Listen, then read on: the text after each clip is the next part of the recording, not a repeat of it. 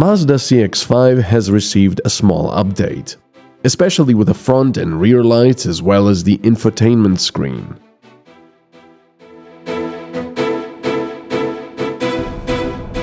Mazdas. Every time I have to take one back, I'm kind of sad about it, which should tell you a lot, really. It just never fails. It's always the same. Very nice, very pleasant cars. I still remember the first time I saw this newer generation, it's not new anymore, but the newer generation CX-5 with the amazing new shape and the front mask and the aggressive looks, but elegant at the same time. And I thought to myself, this is just fantastic. And it still is. The outside still looks great. I would say that it's perhaps the interior where it's starting to show a little bit that it's an older model. And that's not saying that it looks ugly or anything. It's just compared to the more recent Mazda models where they've taken different directions and put different stuff in there, that it kind of feels like, maybe I would want something a little more modern looking inside. For example, the climate controls are still the same, it's not really a complaint because everything is on a physical button. It's great. You just press a button, it does it. You don't have to look on a touch screen to do it and take your eyes off the road for a long period of time. But you know, even this model has gotten some upgrades over the years. It's gotten a semi-digital instrument cluster, so some of the stuff is still analog, but you've got a display in the middle. It's got a bigger infotainment screen with a higher resolution. It looks nice. And so on. It is a very nice car still. Some of the engines have gone from Mazda's lineup, mainly the diesel engines. There are some, I believe, particular models that might still offer it, but most of the diesel engines are gone, which is a shame. Now this particular model has the 2.5 liter naturally aspirated gas engine, and it's all-wheel drive. So the fuel consumption obviously is going to be a bit higher than you would expect from a diesel engine. Right now it's 8.1 liters per 100 kilometers. Now that can go down as you drive through places like these, but on a highway, on a motorway at 130 kilometers per hour-ish, you should expect around 8 liters. So because I was doing a lot of motorway driving, my fuel consumption at the moment is 8.1. But it can get better. Still, it's not a diesel, so it lacks that oomph of the torque and the economy. And it's something I do kind of miss. Those Mazda's 2.2 liter engines were really very, very nice, but unfortunately the whole world is kind of turning away from diesels, despite the fact that they were getting very, very clean by now.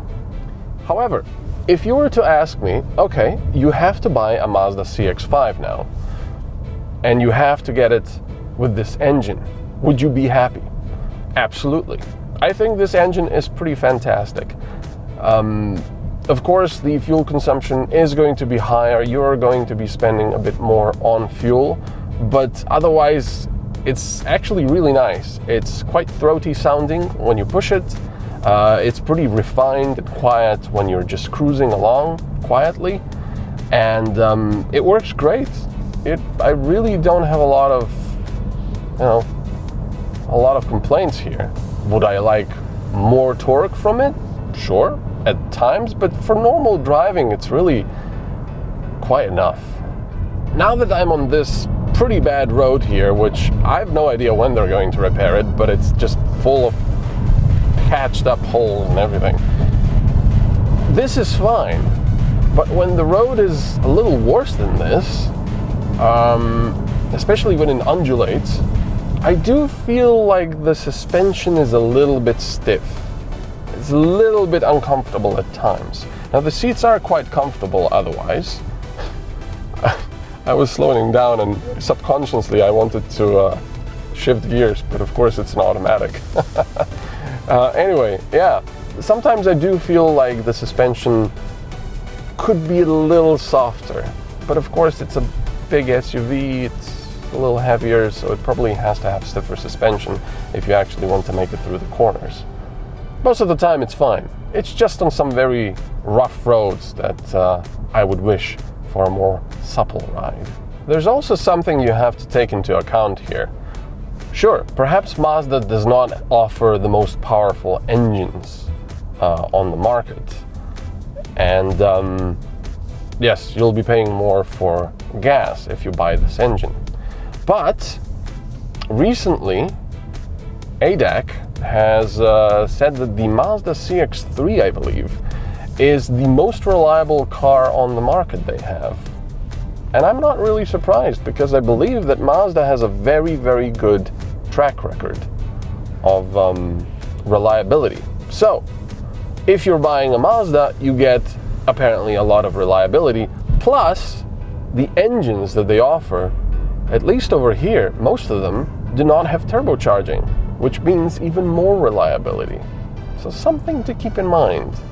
So despite the fact that the interior, like I said, might feel slightly dated, but that's probably just me because I'm used to a lot of these test cars, and I change them often. If you just buy one to have one, oh geez, oh my god, okay, and it's changed my transmission to neutral.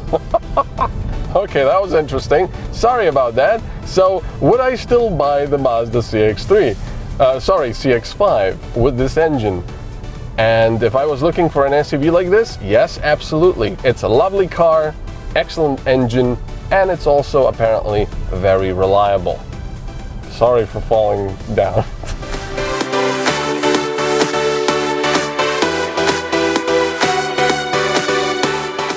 The CX-5 starts at just under 33,000 euros. For a fully equipped model with the most powerful gas engine, automatic transmission and all-wheel drive, you'll be paying almost 50,000 euros.